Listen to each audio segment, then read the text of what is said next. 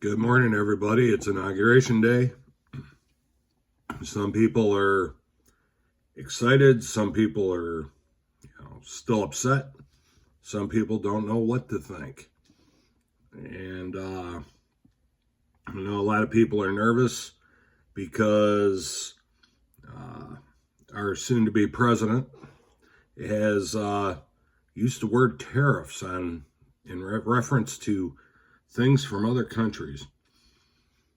Now, I briefly talked about this the other day and kind of lost my train of thought, so I can get into it a little bit more.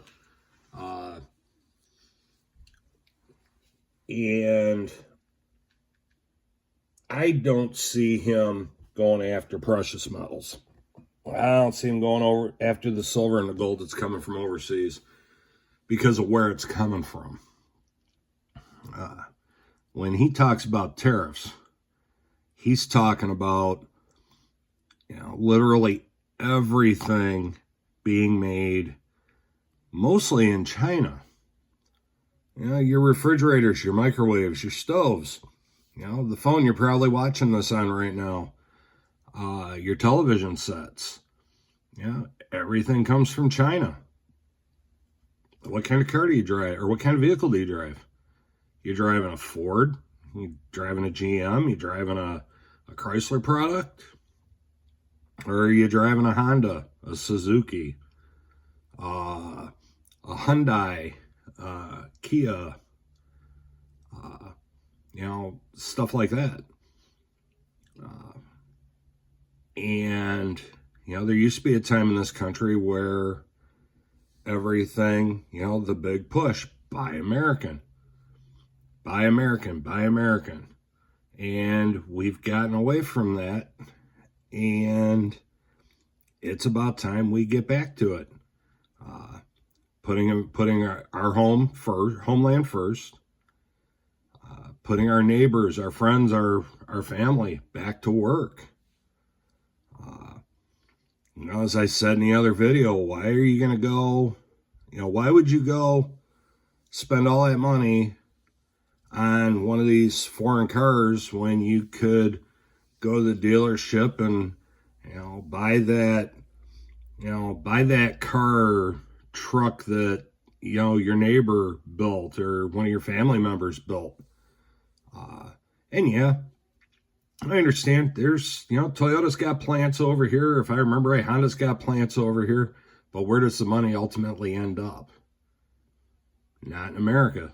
It ends up overseas, namely China. And we want to give all this money through what we buy to a country that would hit the red button in a second and wipe us off the map if they got the chance. It doesn't compute. That's where the tariffs are going to come in. You want the stuff built, manufactured, whatever, in a country that hates us and wants to eliminate us, you're going to pay more for it. On the flip side of that, Ford Motor Company. Yeah, it's an American company.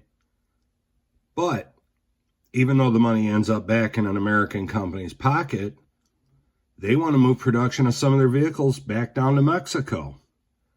Okay, so Ford Motor Company is going to make even more money because they don't have the labor laws of Mexico that they do here. And I guarantee you that those Mexican workers aren't making anything close to what auto workers that are here in the United States make.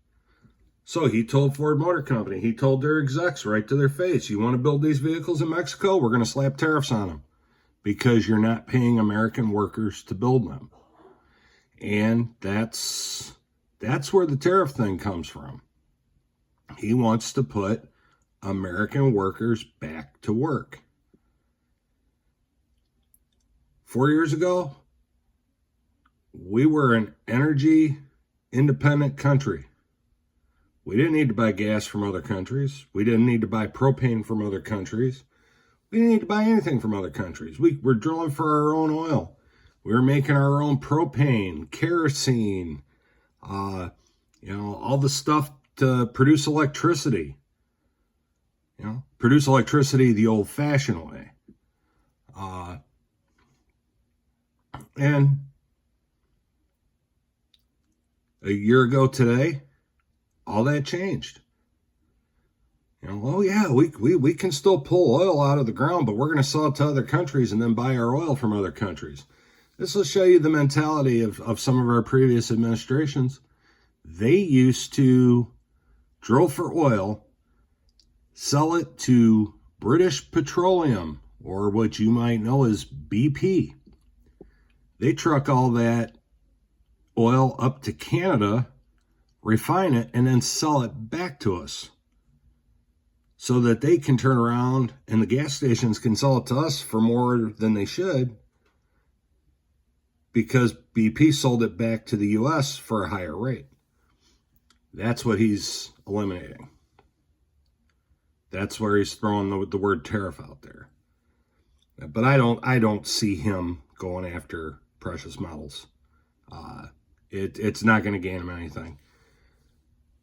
But that is my take on that. It's time to rebuild what was torn down the last 4 years. Even I'll give you a prime example, and I know this is on a state-by-state thing, but hopefully we can find a way for this to come to an end. Not that long ago, I could walk into Meijer, which is one of our regional grocery store chains, and a dozen eggs was $2.19 for a dozen large grade A eggs. And yeah, the boxes were marked cage free, but our leader in Lansing decided to sign a bill making it illegal for farmers to sell their eggs if their chickens are kept in a fenced-off area or a coop. It's considered cruelty if you protect your chickens, your hens, from predators. Well, guess what? Yesterday, I went to Meijer. That same $2.19 dozen eggs is now $4.99 for 1 dozen eggs. They sell a 24-pack, which I used to grab all the time. It's almost $10 for 2 dozen eggs. These are the changes that need to be made and are going to start today. But again, I would not sweat the precious metals. I know some of the precious metals companies are putting out YouTube videos saying that, this is the end of affordable metals for the consumer and blah, blah, blah. And no, I don't see it happening. I put those videos in the gloom and doom segment where let's scare everybody into buying more so we can make more money. Don't stress it. Things are about to get better. And, I try not to be political on here, but it gets frustrating, listening to some that just, think the world's going to come to an end today. It's not. All right, everybody, I'm going to wrap it up for today. I know this isn't usual video for me, but I just wanted to get on here and tell everybody, stay classy, stay warm. That doggone cold front is ridiculous. We're supposed to be in the single digits the next 3 days for highs with mega sub-zero wind chills. So everybody stay warm, stay safe, stay classy, and here's to the next 4 years. All right, we'll see you in the next one. Mishy's out.